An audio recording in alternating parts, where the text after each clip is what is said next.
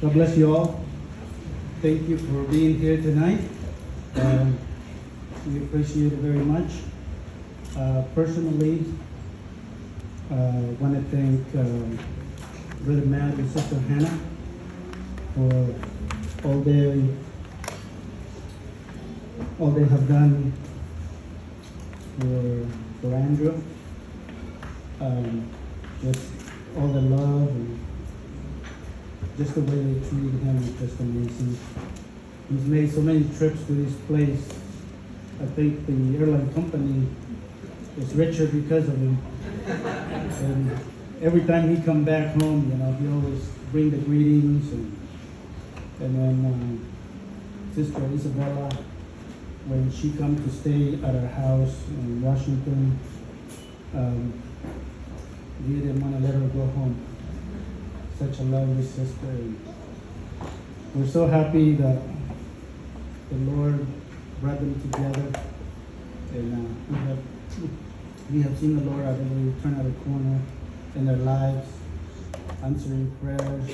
So, Brother Matt, Sister Hannah, and family, thank you so much for raising such a wonderful daughter. And I'm so happy that I can be here for the wedding of your son. So, they said, I'm a firm believer of it. They said that, Brother Branham said that there's no meeting that is complete without reading the Word. So I'm not going to read you a lot, but I was seeking the Lord for a scripture, and I was kind of getting worried because I was like, nothing was coming. But then something came.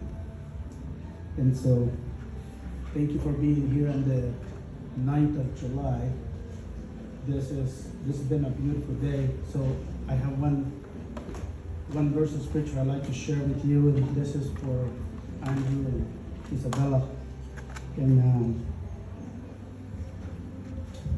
it's found in Ecclesiastes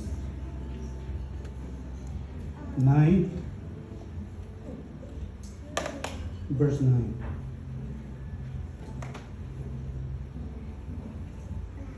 Live joyfully with the wife whom thou lovest all the days of thy life, of thy vanity, which he had given thee under the sun. All the days of thy vanity, for that is the portion in this life, and in thy labor which thou takest under the sun. All right?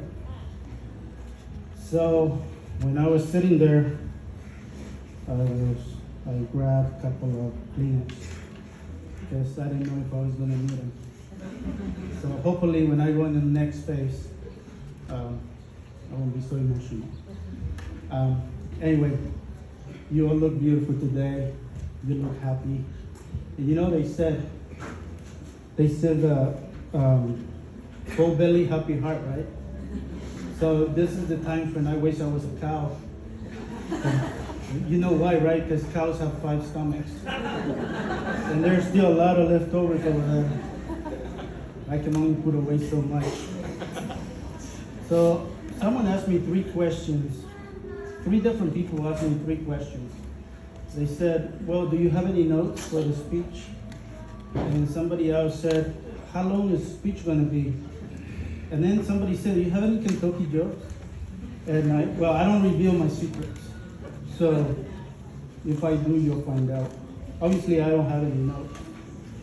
But anyway, here we are to talk about Andrew, actually, not about myself. But so Andrew has been, of course, my son, my buddy, since as long as I can remember. And we were very privileged people because we got to homeschool our children. And so a lot of our field trips, that you could call it, were out fishing and hunting, out in the bush.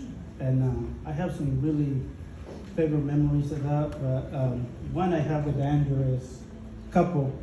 But there was one time when we went out hunting, and it was really early morning, And we were, we had to get up early. We were out deer hunting.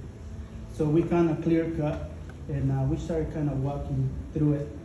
And at the end of the clear cut, there was all these trees, and there was a trail that went right through it. So then we got through the clear cut, found the trail, and there we went. And then about the middle of the trail there, we found this huge tree. I mean, this thing, the diameter was huge. So I told Andrew, I said, hey, I'm kind of tired, man. I said, we got up really early today. I said, what do you think about if we take a nap before we hunt anymore? So Andrew said, but we're bear hunting, Dad. I said, well, so what? I said, I'm tired. Okay, so I said, you sleep on this side of the tree, or sleep on this side of the tree. I said, it'll be okay. So anyway, we sat down, put our backs against the tree, put our rifles down, and anyway, by next thing you know, we woke up, and yeah. So that was kind of one of the things we did when we were out hunting. We enjoyed ourselves out in the bush. Yeah. So anyway, it was great. Andrew is very intelligent, super intelligent, and he's good for making some wise choices. And it's very obvious when he made a choice for Isabella, because very wonderful lady. So anyway, I love Andrew very much. And okay, so I did take some notes, but they're written in the back of this little grow, Isabella and Andrew. So at the back of this, I figure if I put my notes behind here, then I don't have to have a whole book of them. Otherwise, my daughter and my wife will get on me the rest of the year.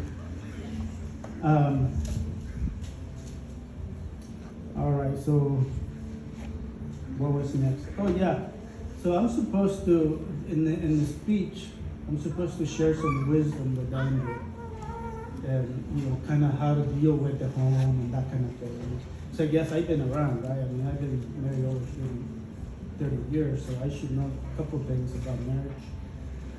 All right, so here's the main thing. So rule number 1, all right? If you master this one, you're gonna be successful. So rule number 1, when the wife is wrong, she's right. All right? And rule number 2, if she's ever wrong, just go back to rule number 1. Always. So anyway, back to the little note thing. I'm almost done, by the way. All right, so one last thing about Andrew, and I just show you how incredible he is. So Andrew loves baseball with all his heart. I actually think, I mean, I could be wrong, but I actually think that he could be a professional ball player. But I actually discouraged him from that at a younger age, because one of the things those people have who make it to the top is they have the determination. Well, he has the determination and the passion for the sport. So I enjoy very much watching him play baseball. And he was a pitcher. And so it could get pretty wicked in those games, especially when he didn't like the guy batting. Yeah. It was always, oh, that was an accident. I didn't mean to hit him. Well, I don't know about that, So anyway, another thing, last thing here. So he was a great explorer when he was a child. And one time, Andrew was out playing in the front yard, and he came running around the house, and he came in the house yelling for his mom. He said, "Mom," he said, "come see." He said, "I just found out," he said, "how fog is made." She's like, "Really?" "Yeah," he said, I just figured it out." So anyway, she followed him and he took her to the side of the house and there was the dryer bent. Yeah, and he was so happy he discovered how fog was made. Yeah, that was great. Anyway, I want to just, from the bottom of our hearts, thank everyone that is here for coming, being part of this. Those that came from far away, thank you for the sacrifice.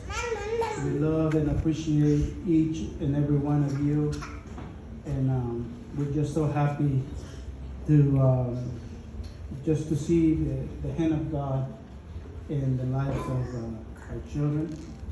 And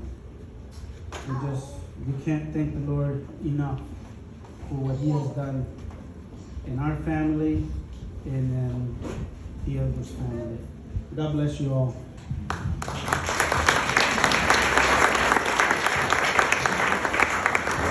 Thank you.